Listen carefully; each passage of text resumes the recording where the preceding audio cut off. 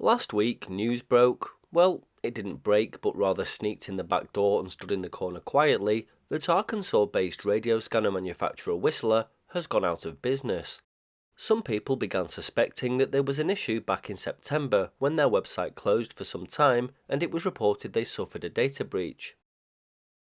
In October, people reported issues contacting Whistler's office by phone and email. Downloadable files needed for the operation of their digital range of scanners disappeared from the website, and library files which included frequency and talk group data hadn't been updated for a long period of time. On December the 11th, the Whistler website went down and was replaced with a Shopify placeholder. A reseller for Whistler confirmed this week that they ceased operations back on October the 31st. The company has only been producing radio scanners for 10 years, but was founded in 1971 and was well known for its radar detectors, garage door openers, and automotive electronics. In 2014, Whistler took over production of GRE's scanner line. The Whistler TRX-1 handheld digital radio was then released in 2016, and the TRX-2 mobile version followed soon after. This opened up the world of radio scanning for those who wanted to listen to digital systems such as NXDN, DMR, and P25 to name just three. As it stands, Whistler is not responding to customers, and lots of people are concerned about the lack of updates, important files, firmware, and manufacturer support. But while this is an inconvenience and doesn't take anything from the people who have lost their jobs and careers due to this, I believe this story is much bigger than that. Why did Whistler go bust? Well, in my opinion, the answer is twofold, and I'll come to this shortly. Meanwhile, we still have AOR, who produce a fantastic line of high-end scanners that will demodulate digital modes. The DV1, something I've owned in the past, is a very capable scanner that demodulates many digital modes. And of course there's Uniden, who also produces a line of high-end digital scanners that will also demodulate many digital modes. There's also a whole range of SDR receivers that can be bought cheaply that with paired software will easily allow you to listen to digital modes. So I come back to why Whistler has gone bust, and this is my opinion, but I'm sure many will agree. The first reason is digital encryption. Here in the UK, we've not been able to monitor law enforcement and the emergency services for the best part of 20 years now, because they switched to a digitally encrypted system known as Tetra Airwave back in the early 2000s. No digital scanner will ever be able to decode and decrypt Tetra Airwave. An expert I spoke to told me it would take a quantum computer 20 years at least to crack the encryption algorithms. In the USA, however, the switchover has been much more gradual, but more and more law enforcement systems are switching to digital encryption as time goes on, rendering digital scanners increasingly obsolete. This is one of the main reasons I feel there's been a decline in Whistler scanner sales as time has gone on. There's just less of a market there, and this will only get worse as encrypted law enforcement systems spread across the country. There's also, I feel, an argument that the scanning scene here may have affected Whistler too.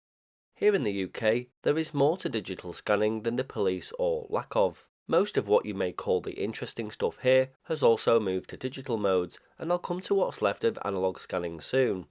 Here in the UK, parking wardens, shop watch systems, security, football grounds, events, and pretty much everything you can imagine has rapidly migrated from analog systems to new digital systems. There's a plethora of things to listen to still, and digital scanners do a nice job of this. The digital scanning age is booming here. There's probably more to listen to now than ever before if you take the emergency services out of the equation. But now I come to the second part of why I feel Whistler has gone under from a UK market point of view, and why other scanner companies may be under threat. You. Well, maybe not you specifically, but there is a whole rafter of, and I say this respectfully, uneducated radio scanner users out there who continually share and encourage the sharing of the latest digital frequencies out in the open, and I've spoke about this numerous times before. The Christmas market season is upon us, and I see DMR frequencies from every town plastered all over Facebook. I see these auditors continually post companies' digital radio communications in the open in their videos. These videos get hundreds of thousands of views, and you can guarantee the company on the other end of their antagonism will see the video. I should point out here that opinions are like arseholes and everyone has one. You don't need to spit your dummy out in the comments and tell us all that you're unsubscribing because you disagree with my sentiments on the behaviour of some auditors. I see Facebook groups who share the latest digital frequency migrations and updates on a daily basis, especially users in London who are more sensitive to the notion of potential security risks. What's the problem with this, you may ask? Well, it's all well and good for those who want to get something in their scanner effortlessly and monitor, but these companies and organisations see this information and place one call to their radio supplier. Then, with the click of a mouse, you'll find shop watches, events, transport companies, security firms, and a plethora of other digital users have gone encrypted overnight. And believe me, this happens. I know people in the business, and I and other scanner users have noticed this. Yes, there are some absolutely fantastic websites out there for free or sometimes a small fee that allow you to access the latest digital scanner frequencies directly from the Ofcom database. This is likely to be detected by a specific radio system user unless they go searching, but social media is a free-for-all where anyone can see anything, and this haphazard, blatant sharing of frequencies is killing radio scanning, and it's definitely harming scanner manufacturers. What this means is that in time to come, there'll be nothing left to listen to.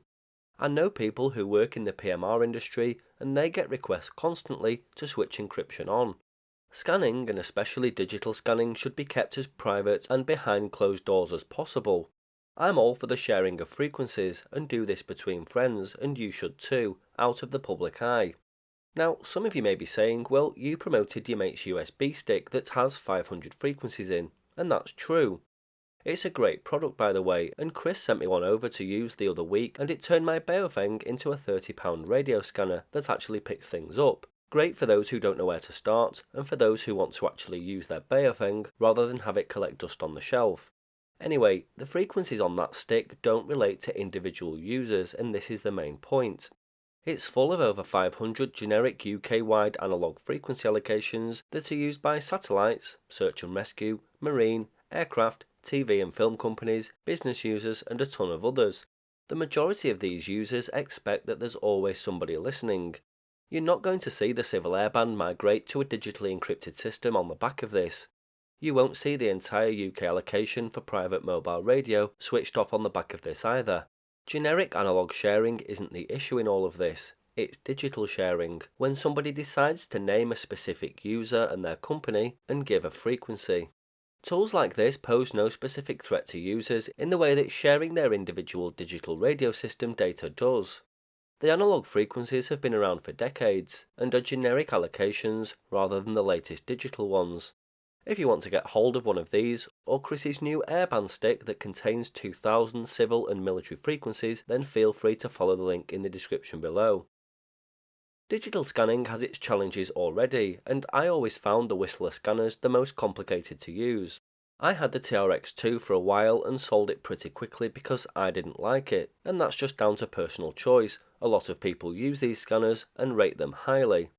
There's a complex learning curve that has to be followed to allow you to be a capable digital scanner. There's extensive programming required in order to separate the users of a repeater, for example. You may have a digital repeater with 10 users on, and it can get messy unless you can break things down. Radio scanning is a challenge in itself because you have to identify the user and where they are. Again, this pushes people onto social media where they can lazily stumble upon the information. But this isn't what scanning's about, and any hardcore scanner from days gone by will tell you this. All of this is the main reason I don't really do digital scanning. I much prefer hunting down and recording the analogue landscape these days. There's still plenty to listen to, and it can be really good fun. It's definitely less complex than digital scanning, and the same rules apply. It's never good practice to share individual users' frequencies. If you want this generic analogue database, then check the links in the description below.